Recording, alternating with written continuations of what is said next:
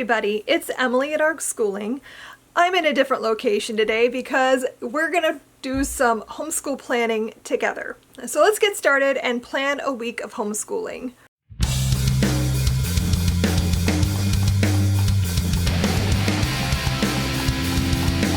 So before we get all the way into it, I don't know how best to do this. So this is very experimental. Just, we'll figure it out as we go. So I thought it would be interesting to show you my process. It's messy. It might not make sense outside of my own head. I don't know. But this is how we've been doing things for years. This is going to be for my 10th grade daughter. I plan a week at a time. I have like an overarching goal for the year. Like I have a big plan that is very like sketched out.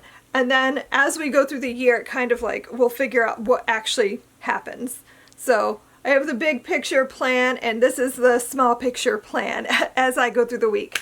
So basically what I do is I get everything out and put it all out in front of me on the ottoman, which works as our coffee table kind of, and I just sort of spread everything out, grab my checklist, and then I just go through like what I want us to accomplish each day of the week. So that is what we're going to be doing today. It's a little bit earlier than I normally do. I usually do this on Sunday nights. I'm planning on a Thursday so that I could try to get this video up on a Friday. So it's a little earlier than I usually do, but we're having a really light Friday this week, so I can get away with it because normally, I don't know for sure what we're actually going to get through. I plan more than I can actually accomplish sometimes because I have hopes that we'll get through that much stuff, but then if we don't or we get behind, it's fine because I can just make notes on the checklist that actually we only read this much instead of that so that I know where we're going to be on Monday. But we're pretty much done for the week today. There's only a couple of things my daughter still has to do tomorrow. We have an orthodontist appointment. It's going to be an ordeal. So I usually, when I know we're going to have like a day where things are going to get a little wacky, I give us a much lighter schedule. Sometimes I'll give us the whole day off. Sometimes I'll just be like, let's just finish up whatever's left that we didn't get to yet this week. So that's kind of what tomorrow is going to be. So first thing I wanted to show you is my binder. This is where I keep like the big plan. I have a notebook in here for like when I just need to jot notes down about something related to what we're doing this year. I have, oh my gosh, I can't turn the pages. Why? Okay, behind that I have the printout of like what I put together for Morbid Curiosities. That's like the big picture plan of what we're doing this year so that I can like look at that and figure out like, okay, where are we? Have we gotten to this point yet? Or are we behind? Or did we get ahead in something? And then I can kind of just see like where we are. So I'm going to make some notes here really quick because we are definitely not quite where I had planned for us to be. So like we are still reading chapter 7 this week in Different Stars Above because we had gotten a little behind. So we're going to finish that tomorrow.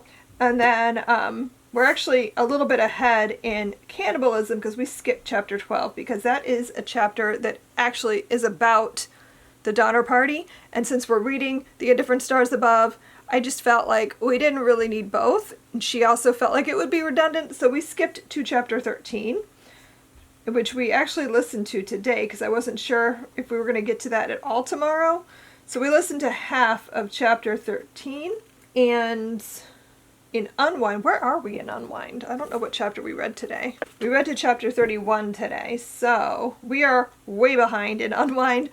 I don't know how that happened, but we ended up much further behind. So we aren't even up to where I'd planned for us to be this week, which is totally fine. It's not a big deal. Sometimes I think it's because The Different Stars Above is such a dense book, and reading that aloud plus reading Unwind aloud was just a lot. So we're a little bit off schedule for that. It's doable. It's just sometimes the beginning of the year I have a hard time like getting back into things. But it's not a big deal. She is on par with where I'd planned for feed though, so that's good. Okay, so I'm going to use this to kind of help me figure out what we're going to be doing. I always start the checklist with the date. So for Monday, so Monday is the 23rd, and we always start Mondays and Wednesdays. I try to keep it a little bit lighter because she has an 11 o'clock online class. So I want to make sure we're not like rushing in the mornings. So we don't really do any extras on Mondays and Wednesdays. When I talk about extras, we don't do morning basket anymore, but I do still include like the extras, the electives we do, like for example, health and civics. Those are where we would do a morning basket time. So we always start our day, and I usually make my checklist in the order of what we're going to do. Or at least in the order of what I will be doing. After that, it's up to her if she goes in order or not. But the stuff that we do together, I try to put all of that at the top of the day so that we can just get that done, and then she can go off on her own. So on Mondays, we will start with our reading. So we are currently reading these 3 books. We are reading Cannibalism, A Perfectly Natural History by Bill Shute. We are almost, or maybe just past the halfway point. We're reading The Indifferent Stars Above by Daniel James Brown. This is the harrowing saga of the Donner Party, and we are almost halfway through this book. We're a little behind where I'd hoped to be just because it's a much denser read, and I feel like we have to stop a lot to talk, so like it's going a little slower than I'd planned. And then we are just past the halfway point in Unwind. Actually, we're going to be a little bit further than this because we will be reading this tomorrow. I don't know what else we'll get done tomorrow, but I wanted to try to catch us up a little bit. Since we are ahead in the cannibalism book, I can let that go tomorrow. So we're just going to be reading these 2 books on Friday, today, which is when you'll be watching this. And so that I can get a little bit caught up. So I don't know exactly what we're going to be reading tomorrow. Let me figure that out right now so that I know where we're going to start. So I think tomorrow I want to try to get us to, oh my gosh, how long is this chapter? I think I want to try to get us to chapter 34 tomorrow so that on Monday we'll be at chapter 35. So that's the goal. So Monday we'll finish chapter 13, which is what we started today in Cannibalism. So I'm going to write that down. And we listen to the audiobook for that. Then for The Indifferent Stars Above, so we'll move on to chapter 8. And I doubt we're going to read all of that because chapter 8, the chapters in this are relatively long. This one isn't actually that long, so I think we'll probably read half of it. And then we have our read aloud. We're going to read, and actually I think I had 35 through 40 planned as what we would get through, and I think that's doable because this is the part of the story with like so many short chapters. So 35 to 40. Hopefully we can keep up with that because we were supposed to finish it this week and we clearly did not. So hopefully we can do that. Okay, so that's what we do together. And then after that, she has Korean class at 11, and I try to make sure we get through our stuff well before that so she has time to like go get herself together, finish anything up, study whatever she needs to do so she can get to her class on time. And then for math, so she's got a practice test in math on Monday, so we're doing geometry. So on Monday she'll do lesson 2-5, which is the practice test. And then she'll do the chapter 2 test on Tuesday. Then we are going to do vocabulary. We've been going through this slowly, a chapter a week. So like this week we did chapter 2, so we're going to chapter 3. So chapter 2 is positive meanings, chapter 3 is negative meanings. And so the way this is set up, it's just like a long list of words to go through and then exercises. And I don't feel like that's enough. So what I've been doing is I have her spend a day just reading through the list and acquainting herself with the words. And then Tuesdays, I give her some kind of like paragraph to write. So like this week, for the positive words, I asked her to describe a friend or family member in a paragraph of 6 to 8 sentences. And then she had to use at least 5 of the words from the vocabulary in a correct way. So like, don't just use a bunch of weird words that you've never heard of and maybe use them incorrectly, but like pick 5 or 6 words and include them in your descriptive paragraph. So since it's negative meanings this week, I will probably have her write a paragraph descriptive story. Like, I'm trying to think off the top of my head right now. I'm thinking she'll probably write a either short story or a short like little passage describing a haunted house, describing a scary experience, something like that, to have an opportunity to practice some of these negative meaning words. But on Monday, she'll just be reading the list. So that's what I'm going to write down. And underline words that are new to you.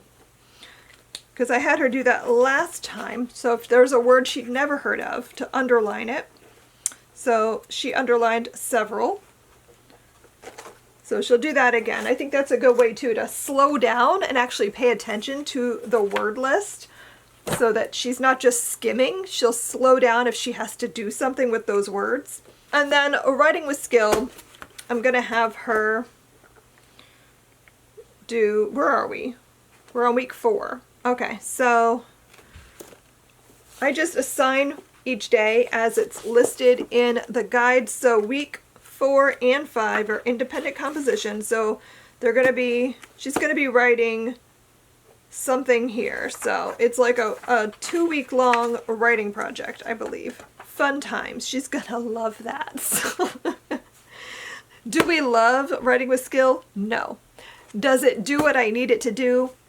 Yes. It's not our favorite program as far as like exciting, interesting, that sort of thing, but it definitely does what I need it to do, which is give us a structure and like a get it done kind of thing, where it's not her favorite thing to have to do. She likes creative writing. She just doesn't like having to do any kind of academic writing, but it's definitely something we need to work on. So for what it is, it does what we need it to do, but it is a little bit dry. So we're going to be working for the next 2 weeks then on a writing project. She has to do a composition about a subject that she chooses. So I'm probably going to come up with like a handful of like specific topics for her, because she'll never come up with something on her own. It's just, she'll just want to write about Five Nights at Freddy's. That's literally every time she has to choose, that is the choice. And I said no. Like I cannot read another paper about Five Nights at Freddy's. So I'll have I'll give her a list of things that I'll work on over the next few days so that she can choose a topic. And the way they have this set up is they just like walk you through the process. So like brainstorming, mind mapping, that kind of thing.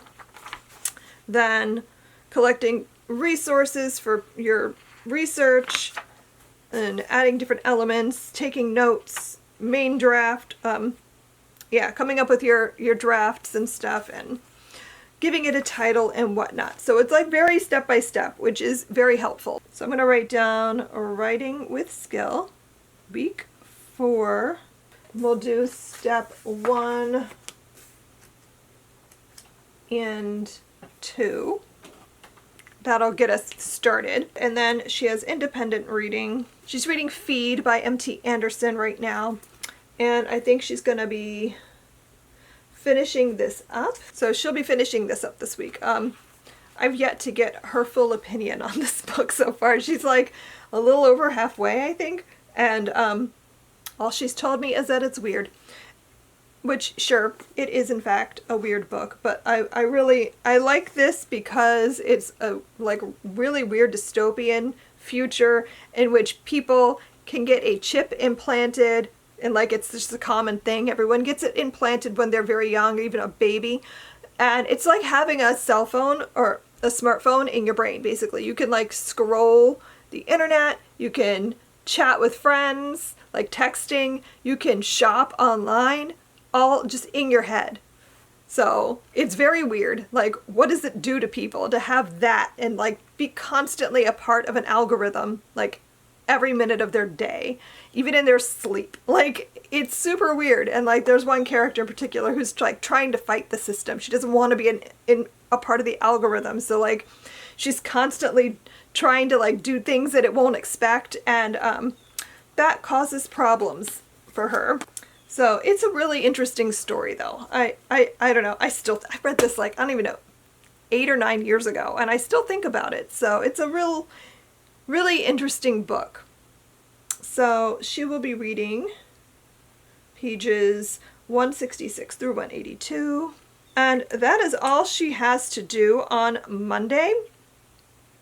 And that took a really long time to lay out and explain, so I don't think I'm going to do the whole week, but I will talk you through what the rest of the week is going to look like, because honestly, a lot of it looks the same. Like, she's going to be reading Feed all week. We're going to be working through Unwind and Cannibalism and The Indifferent Stars Above. Those 3 books will be going again all week, and we'll continue them until we're done.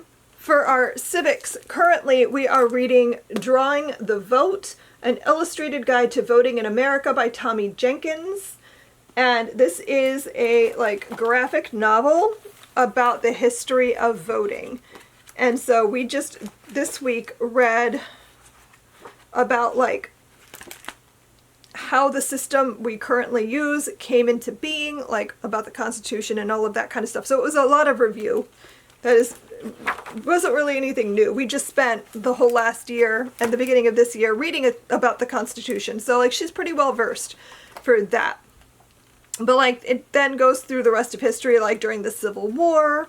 It's going to cover like women's suffrage, and it's just a really cool little book I picked up at the library. I didn't have this in our plan for the year, but when I saw it at the library and started flipping through it, I was like, you know, I would like to read this with her this month. So I was hoping to read this over just September, but I think it's probably going to take us into the beginning of October, because we really are only reading 2 chapters a week, because we do civics twice a week, and then we do health the other 2 weeks. And we've been reading Where to Start, a survival guide to anxiety, depression, and other mental health challenges. So this is giving us just sort of a crash course in different like mental health disorders and things. So like we've talked about mood disorders, and like we've talked about panic disorders. So we're just going to move on in here and talk more about mental health stuff. And then I didn't grab it, but we also have a book of like essays and short stories and things that we were reading to go along with this. So we do this twice a week. So that is basically it for what our school week looks like. And I just schedule it just like you saw. I list out everything we're doing each day, everything we do together, everything that she has to get done on her own. I list out her classes if she has an online class. I also add like homework. So like for Tuesday, I'm going to write Korean homework, and I don't even know what that assignment is until she's done the class, and then she'll tell me about it. Like this past week, I think she had to draw a picture of, I don't know, herself or a person, and then write the names of different body parts in Korean. So like things like that she has to get done in between classes, because she has that Mondays and Wednesdays. And then Thursdays she has her visual biology class, where I don't think she usually has homework, but he does often give like additional reading assignments that she can do. And so I'll put a note in her checklist to read at least 1 additional biology reading, so that she can go check out whatever the teacher has assigned and pick something to read. If we're going to watch a video together, we haven't really done many yet, but if I find something that goes with what we're reading, I'll make a note, like if we're going to have a movie night or if we're going to watch a video together. So I put everything in the list that we're going to do for that week. And that way it just keeps us on track. And I don't know, it's a good system. It works for us. I feel like it helps keep us from forgetting things. It helps to keep me paying attention to like how much reading we can actually accomplish, because I always overestimate what I am capable of physically reading aloud. So it helps us to stay on track. It helps keep us organized. It just makes sense to my brain. I'm a list girl. I've always been a list girl. And so I feel like this system works really well for me. I've seen other people do other systems and they all look really great. This is what works best for us. So I hope you found this informative and interesting. I hope it made sense. Let me know if you have any questions for me about this system, if you have any thoughts that you want to add, like whatever. We can chat about it. That'll be great. So thank you so much for watching, and I'll see you in my next video. Happy reading. Bye.